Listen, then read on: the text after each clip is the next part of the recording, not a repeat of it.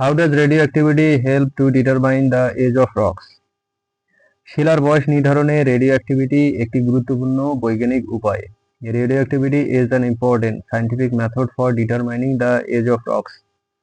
শিলার ভেতরে কিছু তেজস্ক্রিয় উপাদান যেমন ইউরেনিয়াম, থোরিয়াম ও পটাশিয়াম থাকে। Rocks contain some radioactive elements such as uranium, thorium and potassium. এই উপাদানগুলো সময়ের সাথে সাথে ধীরে ধীরে ক্ষয় হয়। These elements gradually decay over time. ক্ষয়ের ফলে তারা নতুন স্থিতিশীল উপাদানে রূপান্তরিত হয়। Through decay, they transform into new stable elements. যেমন ইউরেনিয়াম ক্ষয় হয়ে সীসায় রূপান্তরিত হয়। For example, uranium decays into lead.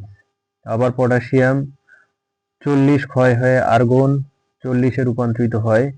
Similarly, potassium 40 decays into argon 40.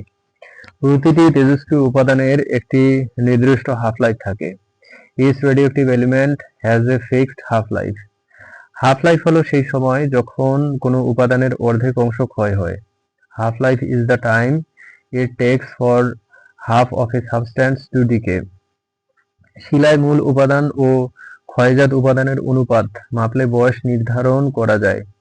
The age of rocks can be determined by measuring the ratio of parent and daughter elements. এই পদ্ধতিকে radiometric dating বলা হয়। This method is called radiometric dating. Radiometric dating আপেক্ষিক নয় বরং সুনির্দিষ্ট সংখ্যাগত বয়স দেয়।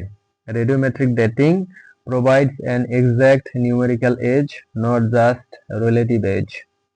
উদাহরণস্বরূপ, যদি কোনো আগ্নেয় শিলায় ইউরেনিয়াম 238 ও সীসার অনুপাত মাপা হয় তবে তার গঠনের সময় নির্ধারণ করা যায়।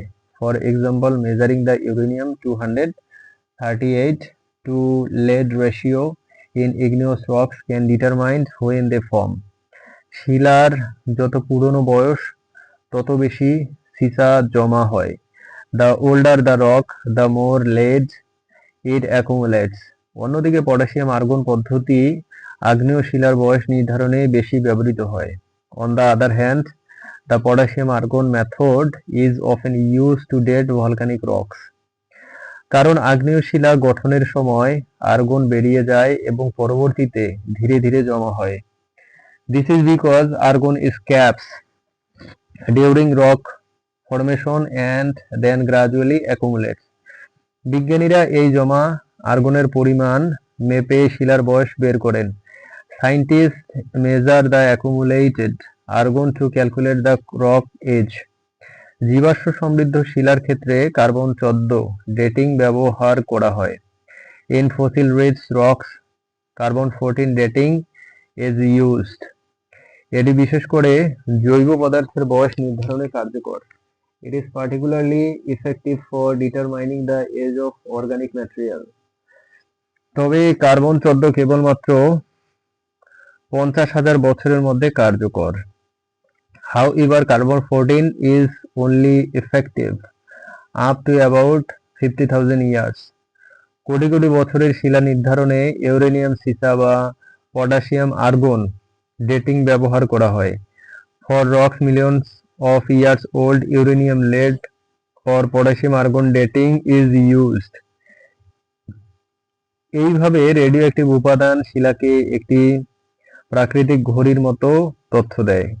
In this way, radioactive elements act like natural clocks within rocks. শিলার বয়স নির্ধারণে অন্য কোনো পদ্ধতি এতটা নির্ভুল নয়। No other method is accurate for dating rocks. No other method is as accurate for dating rocks. ভূতত্ত্ববিদরা রেডিওঅ্যাক্টিভিটি ব্যবহার করে পৃথিবীর ইতিহাস বোঝেন।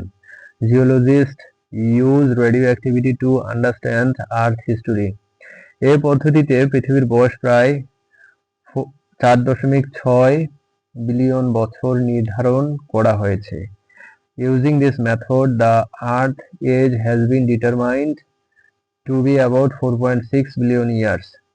এছাড়াও চাঁদ ও উল্কাপিণ্ডের বয়স নির্ধারণেও এটি ব্যবহৃত হয়। It is also used to determine the age of the moon and meteorites. Radioactivity ছাড়া শিলার সঠিক সংখ্যা ভিত্তিক বয়স বলা যেত না। Without radioactivity the exact numerical age of rocks could not be determined. কেবল আপেক্ষিক বয়স জানা যেত। Only relative ages could be known. তাই শিলার গঠন, বিবর্তন ও পৃথিবীর বয়স বোঝার জন্য রেডিও অ্যাক্টিভিটি অপরিহার্য। Therefore radioactivity is essential to understand rock formation, evolution and earth history. এভাবে প্রতিটি শিলা পৃথিবীর অতীতের একটি নথি বহন করে। In this way, every rock carries a record of earth past.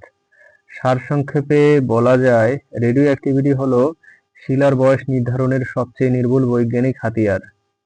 In summary, radioactivity is the most precious scientific tool for determining the age of rocks.